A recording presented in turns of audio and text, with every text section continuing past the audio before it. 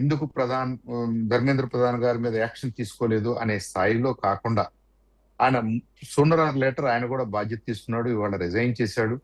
In the interest of NEET, in the interest of youth అని ఆయన declare చేశాడు కాబట్టి ఆయన్ని అభినందించాల్సిందే.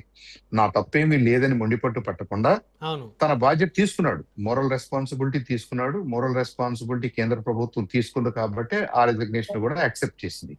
అయితే ఇక్కడ సిజే కాక్రోచ్ జనతా పార్టీ అనే ఒక వాటెవర్ అది ఒక ఫిక్షనల్ నేమ్ అయినప్పటికీ, ఫిక్షనల్ గ్రూప్ అయినప్పటికీ వాళ్ళు కూడా ఈ ప్రొటెస్ట్ చాలా బలంగా చేశారు. ఇప్పుడు ఎనీ మూమెంట్ అండి, ఏ ప్రభుత్వం అయినా, ఏ డెమోక్రటిక్ సిస్టమ్స్ లో ఒక పొరపాటు జరిగినప్పుడు ఒక గ్రూప్ అపోజ్ చేయాల్సిందే, బలంగా అపోజ్ చేయాల్సిందే, దాన్ని ఎక్స్పోజ్ చేయాల్సిందే. అది మనం బలంగానే చూసుకోవాలి కానీ దాని ఏదో వీక్నెస్ గా నేనేం చూడట్లేదు. ఓవరాల్ గా ఈ మన గవర్నమెంట్ లో ఉన్నటువంటి, మన డెమోక్రసీలో ఉన్నటువంటి బలానికి చిహ్నం అది.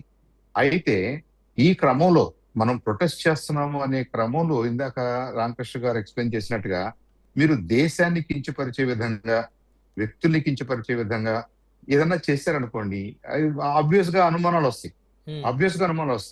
వాళ్ళకి కావాల్సింది ఏంటి? నీట్ లో ఇలాంటి తప్పు జరిగింది, ఇది జరగకుండా చూడటానికి గవర్నమెంట్ మీద ఒత్తిడి తీసుకురావాలి, గవర్నమెంట్ మీద ప్రొటెస్ట్ చేయాల్సిందే. చేశారు వాళ్ళు. ఆ పార్టీకి డెఫినెట్ గా మనం ఎవరైతే ప్రొటెస్ట్ లో జెన్యూన్ గా పాల్గొన్నారో వాళ్ళ తప్పేమీ లేదు, వాళ్ళని అభినందించాల్సిందే. సో ఈ విద్యార్థుల ముసుగులో కొంతమంది ఆందోళనకారులు చెలరేగిపోయారని, వీరికి ఎవరో తెర వెనుక నుంచి ఫండింగ్ చేస్తున్నారని ఇప్పుడు రామకృష్ణ గారు ఆరోపణ. అవి అవి అవి నిదానంగా బయటకు వస్తాయి. కేంద్ర ప్రభుత్వం ఇలా జరిగి ఉంటుంది అని చెప్పేసి ఇక్కడ బ్రహ్మనాయుడు గారు, ప్రధానమంత్రి గారు లేదా కేంద్ర ప్రభుత్వం, కేంద్ర కేబినెట్ వాళ్ళు మనకి ఎలాంటి సమాచారం ఇస్తారో మనం అందరం కూడా దాన్ని నమ్ముతాం. కాన్స్టిట్యూషనల్ స్పిరిట్ లో నమ్ముతాం. నిజంగా ఏం జరిగి ఉంటుంది, ఏం జరిగి ఉంటుంది. అయితే అట్ ద సేమ్ టైం దీన్ని తవ్వి బయటికి తీయాల్సిన బాధ్యత కూడా కేంద్ర ప్రభుత్వం అందే కదా. ఆ బాధ్యత కూడా ప్రభుత్వంలో ఉన్న మేమే తీసుకోవాలి కదా. ఈ రెండు జరగాలి. అంతేగాని ఏదో కొన్ని వెస్టెడ్ ఇంట్రెస్ట్ ఉన్న గ్రూపులు ఈ ఎడ్యుకేషన్ లో పాల్గొన్నారు కాబట్టి ఇక మనకేమీ బాధ్యత లేదు, వాళ్ళ వరకు బ్లేమ్ చేసి వదిలిపెడితే అనేది ఇక్కడ కాదు, అంశం కాదు. భారతీయ జనతా పార్టీ కానీ, ఎన్డీఏ పార్ట్నర్స్ కానీ ఎవరు కూడా అంతటితో చేతులు దులుపుకోవాలని ట్రై చేయలేదు, చేతులు దులుపుకోలేదు. ఒక్కొక్కటి చేసుకుంటూ, కొన్ని రిఫార్మ్స్ ఇనిషియేట్ చేసుకుంటూ, కొన్ని బిల్స్ పాస్ చేసుకుంటూ, కొన్ని కొత్త చట్టాలను తీసుకొస్తూ, కొంత చేస్తూ ఇక్కడ ఇక స్టూడెంట్స్ లో అపనమ్మకం ఏర్పడింది. స్టూడెంట్స్ లో వాళ్ళు ఇంకొద్దిగా మరీ దూరం తీసుకెళ్లి దీన్నేదో ఒక విధ్వంసానికి దారి తీసే పరిస్థితులు ఉన్నాయి కాబట్టి టు దట్ ఎక్స్టెంట్ కేంద్ర ప్రభుత్వం ఈల్డ్ అయిందని మనం చెప్పుకోవాలి. అంతేకాని తలొగ్గింది, వాళ్ళకి ఏదో నష్టం జరిగిపోయింది, ఇది ఎవరికి వ్యక్తిగతంగా నష్టం ఉన్న అంశం కాదు, ఏ పార్టీకి నష్టం ఉన్న అంశం కాదు. పార్టీలు కాదు ఇక్కడ ఇంపార్టెంట్. ప్రభుత్వం రెస్పాన్సిబిలిటీ తీసుకుంది, ప్రభుత్వం బాధ్యతాయుతంగా వ్యవహరించింది. అంటే ప్రభుత్వంలో ఒక శాఖలో ఒక లోపం అనేది చాలా స్పష్టంగా బయటపడుతుంది కదా సార్. ఉంది కాబట్టి దానికి కరెక్ట్ మెజర్స్ తీసుకున్నారు కదా. అది ఇవాళ 2026లో ఫస్ట్ టైం జరిగితే మనం ఆశ్చర్యపడాలి. ఇది మన దేశంలో మన దురదృష్టం ఏంటంటే మన వ్యవస్థల్లో ఉన్న వీక్నెసెస్ ఓవర్ డికేట్స్ మనం అనేక సందర్భాల్లో దీన్ని ఫేస్ చేసాం. రాష్ట్రాల్లో ఫేస్ చేసాం, కేంద్రంలో ఫేస్ చేసాం. దాన్ని సరి చేసుకుంటూ వస్తున్నాం, దాన్ని బలోపేతం చేసుకుంటూ వస్తున్నాం. ఇవాళ ఐఐటి, జేఈ లాంటి ఎగ్జామ్స్, యూపీఎస్సీ లాంటి ఎగ్జామ్స్ చాలా జాగ్రత్తగా చేయగలుగుతున్నాం. దాంట్లో కూడా లక్షలాది మంది స్టూడెంట్స్ ఉంటారు. అలాంటి మార్పులు, అలాంటి రిఫార్మ్స్ నీట్కి లేదా ఇంకా మిగతా ఎగ్జామ్స్ లో తీసుకురావాల్సిన బాధ్యతను కూడా ప్రభుత్వం గుర్తించింది. ప్రభుత్వం మొండిగా ఏమీ జరగలేదు, మీరు ఏ రిజిస్ట్రేషన్ చేసినా కానీ మేమేమి రెస్పాండ్ కాము అన్న ధోరణి కాదు ఇక్కడ. డాక్టర్ తులసిరెడ్డి గారు మాట్లాడుతున్నప్పుడు 75లో జరిగింది, ఆ ఎమర్జెన్సీకి దారి తీసిన పరిస్థితులు ఎందుకు వచ్చినాయి అంటే ఇందిరాగాంధీ గారు మొండి పట్టుకొని షీ వాజ్ నాట్ రెస్పాండింగ్. ఆ రెస్పాండ్ కాలేదు కాబట్టి చివరికి ఆమె పదవి కోల్పోవాల్సిన అవసరం వచ్చింది.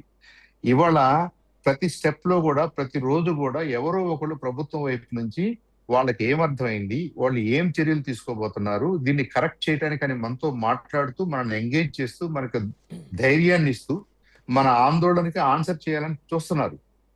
Of course it took some time. ఒక 20 రోజులు 30 రోజులు టైం పట్టొచ్చు కాక. ఇదేదో మనం ఒక డెసిషన్ తీసేసుకుందాం, ఏదో ఇన్సిడెంట్ జరిగింది కాబట్టి ధర్మేంద్ర ప్రధాన్ గారు రిజైన్ చేసేస్తే సమస్య పోద్ది, సమస్య లేకుండా పోద్ది, మన మీద అటెన్షన్ లేకుండా పోద్ది అనుకుంటే చేతులు దులిపేసుకోవచ్చు. ప్రధాని గారికి ఇది ఒక్కటే పదవి కాదు, ఇది దీనికోసం ఆయన లేడు. ఆయన ఈ హ్యాస్ హిజ్ ఓన్ క్రెడెన్షియల్స్. ఇక్కడ ఆయన పదవి అనేది ఇంపార్టెంట్ కాదు. భారతీయ జనతా పార్టీ కానీ ఎన్డీఏ పార్ట్నర్స్ అందరూ ఆలోచించింది ఏంటంటే సమస్యను అర్థం చేసుకుని పరిష్కారం వెతుక్కుంటూనే ఎవరైతే బాధ్యులు ఉన్నారో వాళ్ళైతే definitely they have to pay the price అనేది ఇక్కడ పాయింట్. అంత మాత్రాన కేంద్ర ప్రభుత్వం ఏదో భయపడిపోయింది, తలొగ్గింది, కాంగ్రెస్ పార్టీ ఉప్పెన్ లాగా వచ్చేస్తుంది దేశవ్యాప్తంగా అనడానికి ఇక్కడ యాక్చువల్ గా కాంగ్రెస్ పార్టీకి లోకల్ స్టాండ్ అయ్యే లేదు ఈ విషయంలో. ఎందుకని రాహుల్ గాంధీ గారు, ప్రియాంక గారు వెళ్ళి ఆ గ్రూప్ లో చేరి వాళ్ళు ఫోటోలు దిగారు. వాళ్ళు ఇంపార్టెంట్ పర్సన్స్ కాబట్టి వాళ్ళ ఫోటోలు మనకు కనిపిస్తున్నాయి. వాళ్ళ లీడర్షిప్ ఏముంది దీంట్లో? వాళ్ళ లీడర్షిప్ ఉండడానికి అవకాశం ఏముంది? వాళ్ళు ఇచ్చిన లీడర్షిప్ ఏముంది? నిజంగా వాళ్ళు కనుక లీడర్షిప్ ఇచ్చుంటే బాధ్యతాయుతంగా ప్రధానమంత్రి గారు రెసిడెన్స్ దగ్గరికి వెళ్లాల్సిన అవసరం లేదని కట్టడి చేయగలిగి ఉండేవాళ్ళు. వాళ్ళు ఎలాంటి కంట్రోల్ లేదు. వాళ్ళకి ఈ మూమెంట్ లో జంతర్ మంతర్ లో జరిగింది కానీ, విద్యార్థులు కానీ, ఇంకొకళ్ళు కానీ ఎవరైతే వచ్చారో వీళ్ళకి కంట్రోల్ లేదు. ఇంకా కావాలంటే చలిగాచుకుందామని చెప్పేసి వీళ్ళు కూడా దానికి ఆజ్యం పోసి ఉంటారు. ఆ విషయాలు కూడా బయటకు వస్తాయి. అన్నదే రామకృష్ణ గారు ఎక్స్ప్లెయిన్ చేస్తున్నారు. ఎవరు దీన్ని వెనుకున్నారు, ఎవరు దీన్ని ఇన్స్టిగేట్ చేశారు. నార్మల్ ప్రొటెస్ట్ కి ఇప్పుడు జరుగుతున్న ప్రత్యేకమైన ప్రొటెస్ట్ లో కాంగ్రెస్ పార్టీ గానీ ఇంకేదన్నా పార్టీల ప్రమేయం ఏమైనా ఉందా, ఇంకెవరి ప్రమేయం అయినా ఉందా, దీన్ని ఎవరైనా ఫండ్స్ సపోర్టు రూపంలో దీన్ని పెద్దది చేయాలని ట్రై చేశారా, కంట్రీని డిస్టెబిలైజ్ చేయాలని చూసారా? అవన్నీ కూడా డెఫినెట్ గా బయటకు వస్తాయండి. కాంగ్రెస్ పార్టీ ఏదో లీడర్షిప్ ఇచ్చింది అనే అంశాన్ని అయితే నేను ఒప్పుకోను.